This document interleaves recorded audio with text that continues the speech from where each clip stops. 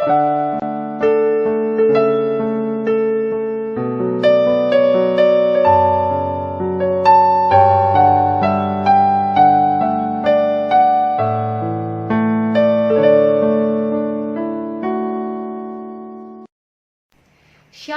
selamat pagi saudara-saudari yang diberkati Tuhan. Bertemu kembali dalam Ragi Renungan Pagi GKI Banjarbaru. Hari ini Rabu 17 Juni 2020 bersama saya Pendeta Lisa Ariyanti. Kita akan bersama-sama membaca dan merenungkan firman Tuhan dari Injil Lukas pasal 6 ayat 12 sampai 16 dengan judul perikop Yesus memanggil kedua belas rasul. Dan saya memberi tema atau judul untuk renungan hari ini yaitu menjadi murid untuk memuridkan. Sebelum kita membaca dan merenungkan firman Tuhan, mari kita berdoa. Sabdamu abadi, suluh langkah hidup kami. Ajarlah kami untuk memahami, lalu melakukan firman-Mu ya Tuhan. Amin. Injil Lukas pasal 6 ayat 12 sampai 16. Yesus memanggil kedua belas rasul. Pada waktu itu pergilah Yesus ke bukit untuk berdoa, dan semalam-malaman ia berdoa kepada Allah. Ketika hari siang, ia memanggil murid-muridnya kepadanya, lalu memilih dari antara mereka 12 orang yang disebutnya rasul. Simon yang juga diberinya nama Petrus, dan Andreas saudara Simon, Yakobus dan Yohanes, Filipus dan Bartolomeus, Matius dan Thomas, Yakobus anak Alfeus, dan Simon yang disebut orang Zelot, Yudas anak Yakobus, dan Yudas Iskariot yang kemudian menjadi pengkhianat. Tuhan Yesus bersabda, yang berbahagia ialah mereka yang mendengarkan firman Allah dan yang memeliharanya. Amin. Saudara-saudara yang diberkati Tuhan, di masa-masa awal pelayanannya di dunia, Tuhan Yesus melakukan suatu hal yang sangat penting, yaitu pemuritan. Mengapa pemuritan menjadi sesuatu yang sangat penting dan apa tujuan pemuritan itu sendiri?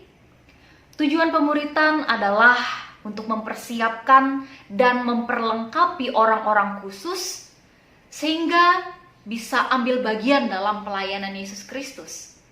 Sebab Tuhan Yesus tahu bahwa dunia membutuhkan Dia. Ini nyata dari fakta bahwa ada banyak orang-orang yang datang dari berbagai penjuru untuk menemui Yesus. Di mana orang-orang itu membutuhkan firman-Nya, membutuhkan pertolongannya. Bagi mereka yang sakit, mereka membutuhkan kesembuhan dari Yesus dan lain sebagainya. Oleh karena itu, saudara, pada saat nantinya Tuhan Yesus telah naik ke sorga, para rasul atau para murid ini yang telah dibekali dan diperlengkapi dapat secara mandiri melaksanakan dan melanjutkan pelayanan dan melaksanakan misi Bapa, yaitu menyatakan karya keselamatan bagi dunia yang telah dimulai dan dikerjakan oleh Tuhan Yesus sendiri. Lalu apa saja langkah-langkah yang dilakukan oleh Tuhan Yesus dalam proses pemuritan tersebut? Yang pertama, kalau kita baca dalam nas hari ini, khususnya dalam ayat yang ke-12, di sana dikatakan bahwa Tuhan Yesus pergi ke bukit untuk berdoa. Jadi langkah pertama yang dilakukan oleh Tuhan Yesus adalah berdoa. Bahkan dikatakan ia berdoa semalam-malaman kepada Allah. Artinya saudara bahwa Tuhan Yesus sangat serius dalam menggumuli hal ini. Dan ia tidak main-main dalam memilih. Tetapi bukan berarti bahwa Tuhan Yesus memilih orang-orang yang sempurna atau yang sangat baik dalam segala hal untuk menjadi rasul-rasulnya. Sebab tidak ada seorang pun di dunia ini yang sempurna dan lepas dari dosa. Tuhan Yesus juga memilih bukan berdasarkan kriteria-kriteria yang seringkali dibuat oleh manusia, seperti bagaimana status sosialnya, latar belakang pendidikannya, apa suku dan bangsanya, dan lain sebagainya. Apa yang dilakukan Tuhan Yesus yaitu berdoa dengan sungguh-sungguh mengajarkan kepada kita bahwa ia memilih berdasarkan kehendak dan kedaulatan Allah. Yang kedua saudara, Setelah berdoa, Tuhan Yesus memanggil dan memilih 12 orang untuk dididik dan diajari secara khusus. Siapa sajakah mereka? Mereka adalah Simon Petrus, Andreas, Yakobus, Yohanes, Filipus, Bartolomeus, Matius, Thomas, Yakobus anak Alfeus, Simon orang Zelot, Yudas anak Yakobus, dan yang terakhir Yudas Iskariot. Mereka adalah orang-orang biasa dan sederhana. Dan mereka juga memiliki latar belakang pekerjaan yang berbeda-beda, tetapi disatukan oleh Tuhan Yesus ke dalam satu komunitas yang baru, yaitu menjadi rasul-rasul Tuhan Yesus.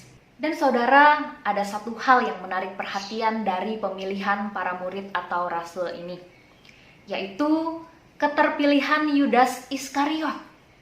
Yang sebagaimana kita tahu, ia adalah murid yang nantinya menjual Yesus kepada tentara Romawi. Dalam nas hari ini Lukas juga menuliskan dalam ayat 16b, dan Yudas Iskariot yang kemudian menjadi pengkhianat. Pertanyaannya saudara, apakah Tuhan Yesus salah dalam memilih muridnya? Apakah ia gagal dalam melakukan pemuritan? Saudara, ketika Yesus memilih Yudas untuk pertama kali, Yesus sebenarnya tahu persis bahwa Yudas adalah orang yang akan mengkhianatinya dengan harga yang amat murah.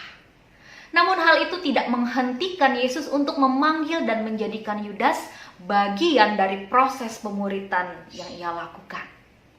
Tuhan Yesus tetap setia dan tetap konsisten menjadi guru yang baik bagi semua murid, termasuk bagi Yudas Iskariot.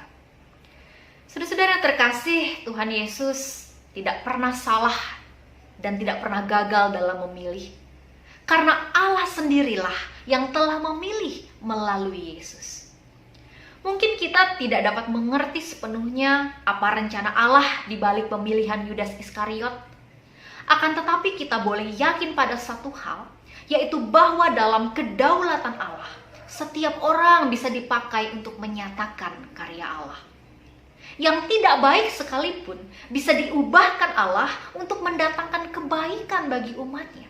Termasuk pengkhianatan Yudas kelak akan menjadi jalan untuk kematian Kristus yang menyelamatkan itu.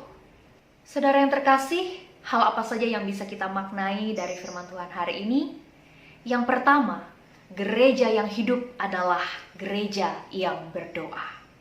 Setiap orang percaya termasuk kita adalah gerejanya. Dan sebagai gereja kita tentu sudah sering mendengar satu istilah bahwa doa adalah nafas kehidupan orang percaya. Maka kita perlu bahkan harus berdoa agar kehidupan rohani kita tetap hidup. Tuhan Yesus sendiri telah memberikan contoh kepada kita melalui firman hari ini tentang hal berdoa.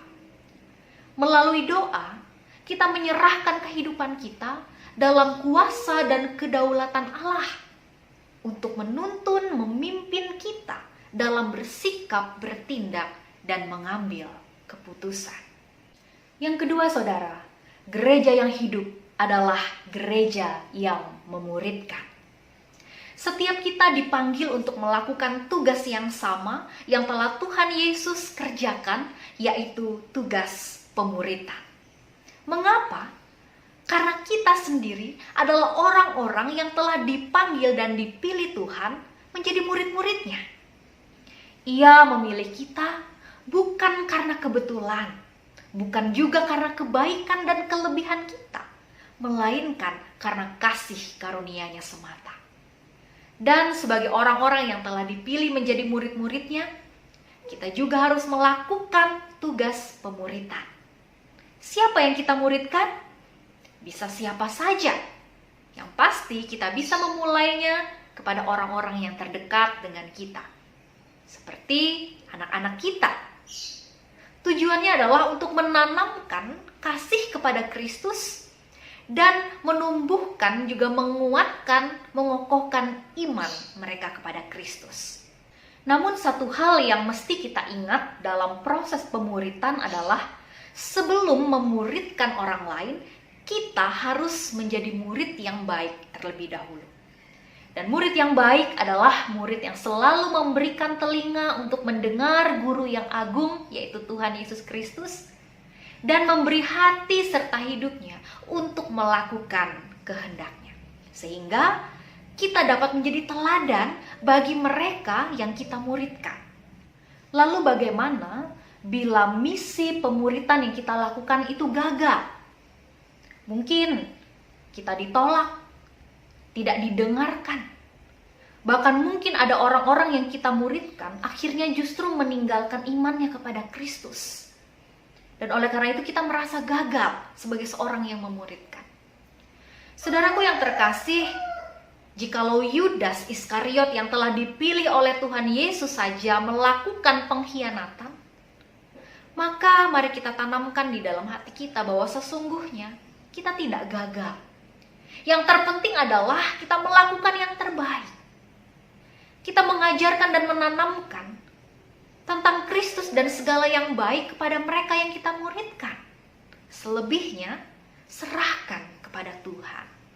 Yang terakhir, gereja sebagai sebuah organisasi memiliki tugas untuk mempersiapkan dan membekali para hamba-hamba dan para pekerjanya yang telah Tuhan pilih dan tetapkan untuk melaksanakan tugas pelayanan dan pemuritan. Ada banyak kegiatan pemuritan yang dapat dilakukan oleh gereja, seperti pengajaran dan pembinaan kepada anak-anak sekolah minggu, remaja dan pemuda, pengajaran katekisasi, pelatihan pemberitaan kabar baik, pelatihan penatua dan diakon, kursus teologi, pelatihan kepemimpinan, dan lain sebagainya. Apa yang harus kita lakukan? Tentu kita harus mendukung, mendoakan, bahkan ikut ambil bagian di dalamnya. Selamat menjadi murid dan memuridkan. Tuhan Yesus memberkati kita. Amin. Mari kita bersatu di dalam doa. Terima kasih Bapa, Engkau telah memilih kami menjadi murid-murid-Mu, dan mampukanlah kami dengan kuasa Roh Kudus-Mu agar kami dapat melakukan tugas pemuritan, sehingga semakin banyak jiwa yang mengenal dan percaya kepadamu, hidup dalam terang firman-Mu, dan menerima karya keselamatan-Mu. Terima kasih Bapa, kami menyerahkan hidup kami di dalam nama anakku Tuhan Yesus, kami berdoa. Amin.